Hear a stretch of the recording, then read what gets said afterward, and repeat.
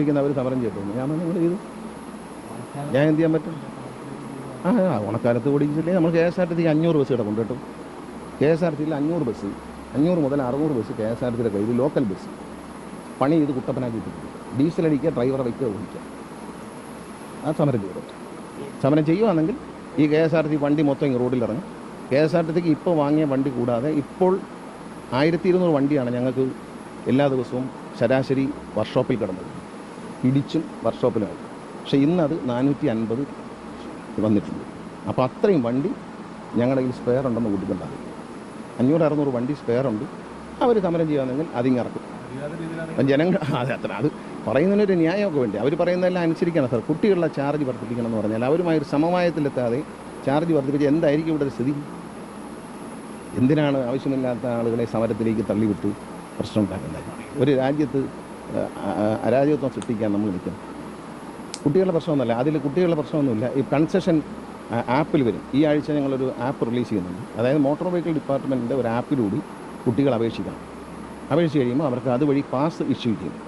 അല്ലാതെ പാസ് ഇല്ലാതെ കുട്ടികൾ കയറുന്നത് തെറ്റാണ്. അങ്ങനെ കുട്ടികളാണെന്നോ സ്റ്റുഡൻ്റാണെന്ന് പറഞ്ഞ് 45 വയസ്സുള്ള ആളും കയറി പോവുകയാണ്, അത് പറ്റില്ല. അപ്പോൾ അതുകൊണ്ട് കൺസെഷൻ കാർഡ് RTOമാർ അനുവദിക്കും.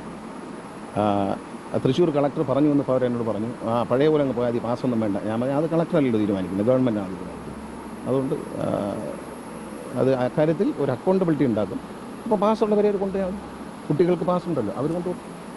ഈ തൃശ്ശൂരിലെ മറ്റു വിഷയം നോക്കുകയാണെങ്കിൽ വോട്ട് വിവാദവുമായി ബന്ധപ്പെട്ട്, വോട്ടർ പട്ടിക വിഷയവുമായി ബന്ധപ്പെട്ട് ഒരുപാട് ഇരട്ട വോട്ട് വിവാദങ്ങളൊക്കെ ഇങ്ങനെ വന്നു.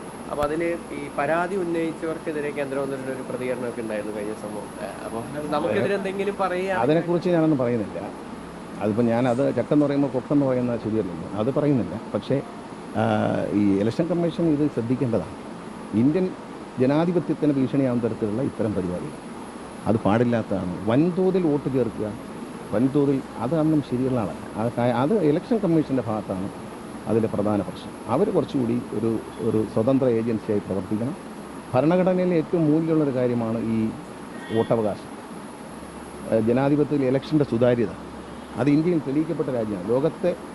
ലോകരാജ്യങ്ങൾ അത്ഭുതത്തോടെ കണ്ട ജനാധിപത്യമാണ് ഇന്ത്യ. ആ ജനാധിപത്യത്തെ ഇലക്ഷൻ കമ്മീഷൻ കാവൽക്കാരനാണ് അതിൻ്റെ. അദ്ദേഹത്തിന് അവിടെ ആ ഓഫീസിൽ നിന്നൊരു വീഴ്ച വരാൻ പാടില്ല. വരുന്നത് തെറ്റ് തന്നെ. നമ്മൾ കള്ളവോട്ട് ചേർക്കാൻ വരുന്നവർ, കള്ളം ചെയ്യാൻ വന്നവർ, ഇപ്പം വോട്ടിക്കാൻ വരുന്നവർ വീട്ടിൽ കയറും. പക്ഷെ പോലീസുണ്ടല്ലോ. സുരേഷ് ഗോപിയുടെ സഹോദരൻ വോട്ട് ചെയ്തത് തൃശ്ശൂരിലാണ്. അവരുടെ കാര്യങ്ങളാണ്, നമ്മളതിലൊന്നും ഇടപെടുന്നില്ല. ചിലർക്കൊക്കെ എന്തോ ആവാം.